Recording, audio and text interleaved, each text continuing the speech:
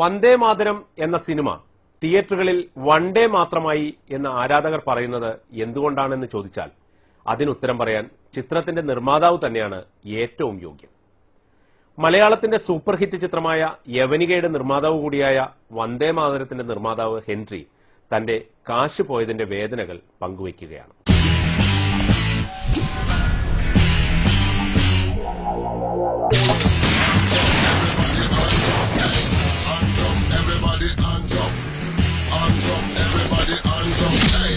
മമ്മൂട്ടിക്ക് നല്ല അതിമനോഹരമായ, അതായത് എന്റെ ജനങ്ങള് ഫാൻസ് മാത്രമല്ല, പടം കാണുന്ന അത്ര ആൾക്കാരും ക്ലാപ്സ് അടിക്കത്തക്ക രീതിയിൽ ഒരു ആക്ഷൻ ബ്ലോക്ക് നമ്മൾ റെഡിയാക്കി വെച്ചു.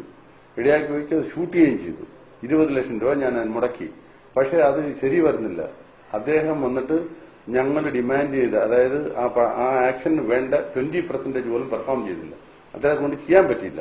അയാൾക്ക് മുട്ട് വലിക്കുന്നു, അത് വലിക്കുന്നു, ഇത് വലിക്കുന്നു എന്നൊക്കെ പറഞ്ഞിട്ട് ചെയ്യാൻ പറ്റിയില്ല. ഡ്യൂപ്പാണ് ഡോർ അടച്ച് ഉള്ളിൽ വീഴുന്നത്. ആ വീണ് കിടക്കുന്ന സ്ഥലത്ത് ഇന്നിട്ട് അയാൾക്ക് ഷൂട്ട് ചെയ്യാനും ടെററിസ്റ്റ് ഷൂട്ട് ചെയ്യാനും ഒക്കെ പറ്റിയില്ല. വളരെ പാളിപ്പോയി സീൻ. അതുകൊണ്ട് അത് കേൾക്കാൻ പറ്റിയില്ല. അല്ലെങ്കിൽ അത് ക്ലൈമാക്സിന് മുമ്പ് വരുന്ന സീനായിരുന്നു. Yet another trap of terrorism on India. A mission accomplished to safeguard our nation. Rugged force, intelligence will be the only key word. അതുപോലെ പല സീനും ഉണ്ട് പുള്ളി കാരണം നമുക്ക് എടുക്കാൻ പറ്റാതെ പോയത്. ഇപ്പൊ ഒന്നുമില്ല. ഇപ്പൊ നമ്മൾ എടുത്തു കിട്ടിക്കുന്ന ക്ലൈമാക്സിൽ തന്നെ ഫയറിംഗിൽ വന്നിട്ട് ഒരു ജമ്പേ ഉള്ളൂ പുള്ളി ജമ്പ് ചെയ്ത് ഫയർ ചെയ്യുന്നത്. നമ്മൾ 4 ജമ്പാണ് പ്ലാൻ ചെയ്തത്. പുള്ളിയെ കൊണ്ട് പറ്റിയില്ലെങ്കിൽ ഞങ്ങൾ എന്ത് ചെയ്യണം? ആ ഒരു ജമ്പ് എടുക്കാൻ പെട്ട പാടെ ഞങ്ങൾക്കറിയാം.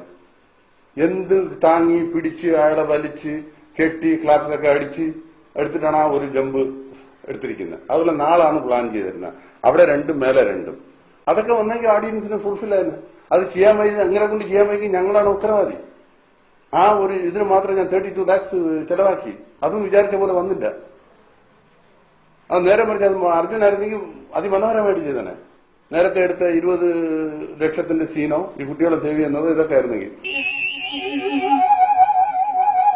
എല്ലാവർക്കും അറിയാം മമ്മൂട്ടിയുടെ ഇനീഷ്യൽ സ്റ്റേജിലും മമ്മൂട്ടിയെ ഒരു രീതിയിൽ കൊണ്ടുവന്നത് ഞാനാണ്.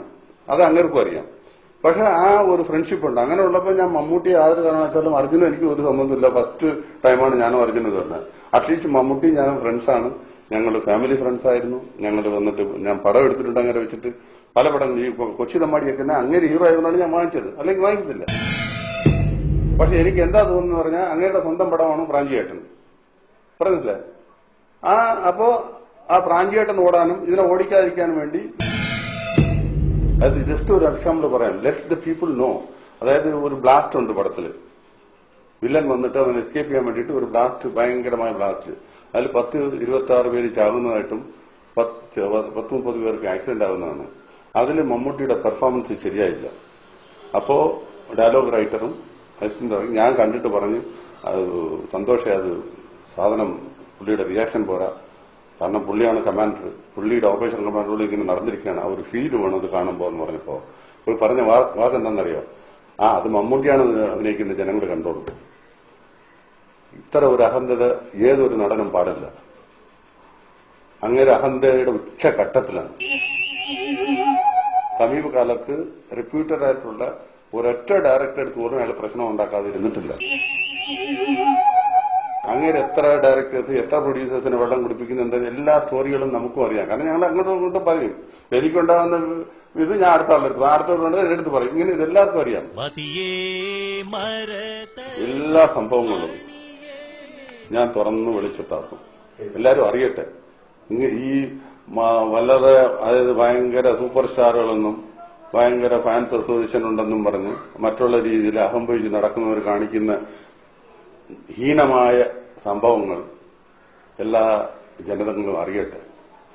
അവർ ഇപ്പോ ഈ ആരാധനയ്ക്കും ഇതിനൊക്കെ ഇവർ അർഹരാണോ എന്ന് ജനങ്ങൾ തീരുമാനിക്കട്ടെ.